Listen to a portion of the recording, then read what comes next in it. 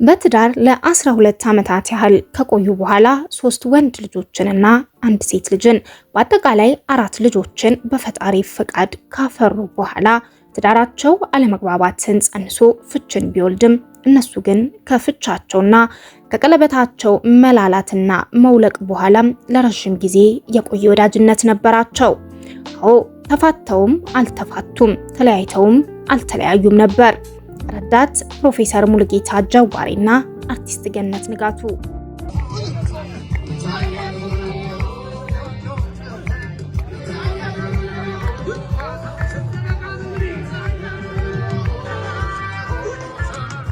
ሰላም ጤና ይስጥልን። የተወደዳችሁና የተከበራችሁ የበመንገዴ ሚዲያ ተከታታዮቻችን በያላችሁበት እንደምቆይታችኋል። በዛሬው መሰናዳችን ወደ እናንተ ልናደርስ የወደድነው ረጅም ዓመታትን በፍቺ ያሳለፉት ልጆችንም አፍርተው የነበሩትና እንዲሁም ደግሞ ፍቅራቸውም የሚያስቀና ተብሎ የተወራላቸው የፕሮፌሰሩ እንዲሁም ደግሞ የአርቲስቷ የትዳር ሁኔታ ዳግም አንሰራርቶ ዛሬ ላይ ደግሞ እነሆ በፈጣሪ ቸርነት በ50 ዓመቷ ልጅን ይሄው ብላናለች። ታዲያ እኛም ዝርዝሩን ለናንተ በዚህ መሰናዶ ልናሰማችሁ ወደድን። ቤቱን ያልተቀላቀላችሁ በመቀላቀል እንድትጀምሩ በአክብሮት እየጠየቅኩኝ እኔ ወደ መሰናዶ አቀናሁኝ። አብራችሁን ቆዩ።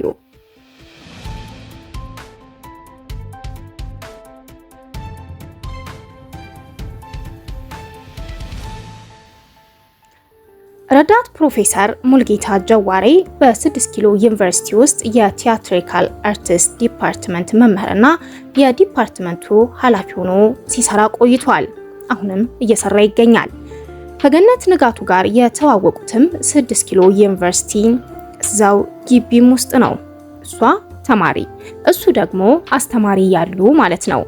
ያ የተማሪና የአስተማሪ ትውውቃቸው ታዲያ አርጎና ጎልብቶ አሁን ላይ ለፍቅር ግንኙነትም አብቅቷቸዋል።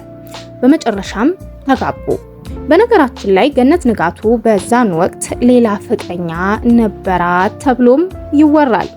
አሁን እዚህ ጋር ስሙን መጥቀስ የማልፈልገው አንድ ታዋቂ አርቲስት እገሌ ብዬ ብጠራ ያው ታውቁታላችሁ። እና ሙሉጌታ ጀዋሬ ገነት ንጋቱን ከዚህ ታዋቂ አርቲስት ፍቅረኛዋ ነጥቆን ያገባት እየተባለም ይታማል። እናንተም በሰፊው ሰምታችሁት እንደሚሆን አልጠራጠርም። ገነትና ሙሉጌታ በአሁኑ ሰዓት ታዲያ የአምስተኛ ልጆች አባትና እናትም ሆነዋል።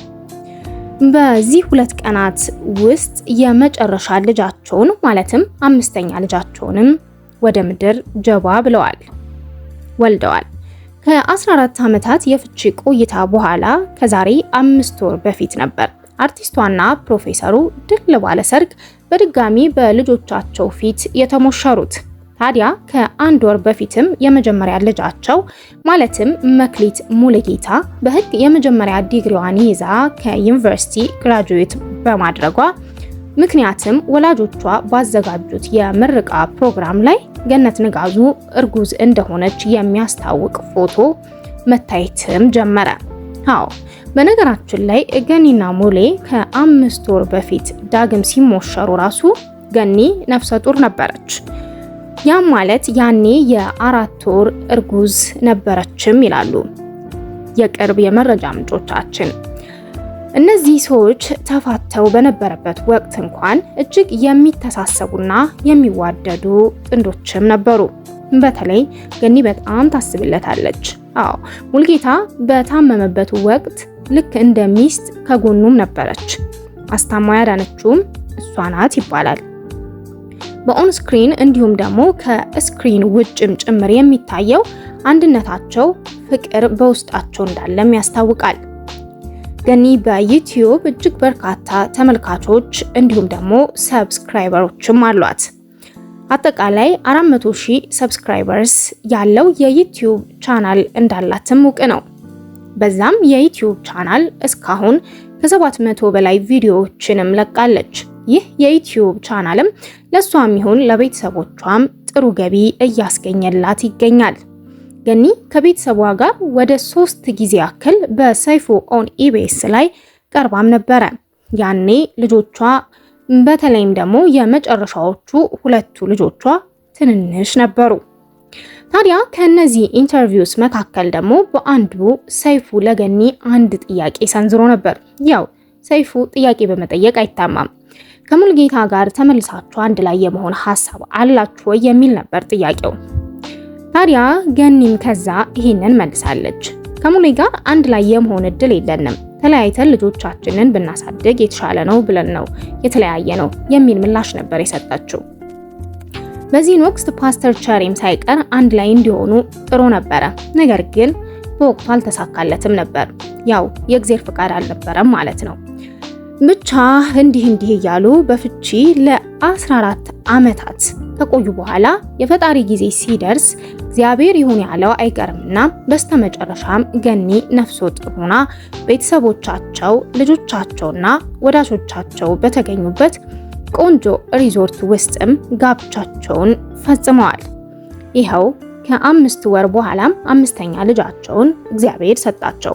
በነገራችን ላይ ገኒ 50ኛ ዓመት ልደቷን በቅርቡ አክብራም ነበረ። ታዲያ ገኒ አርግዛለች ሲባል ብዙ ሰዎች ተጠራጥረው የነበረው ከእድሜዋ አንጻርም ነበረ። ነገር ግን ሆነ፣ ለፈጣሪ የሚሳነው ነገር የለምና።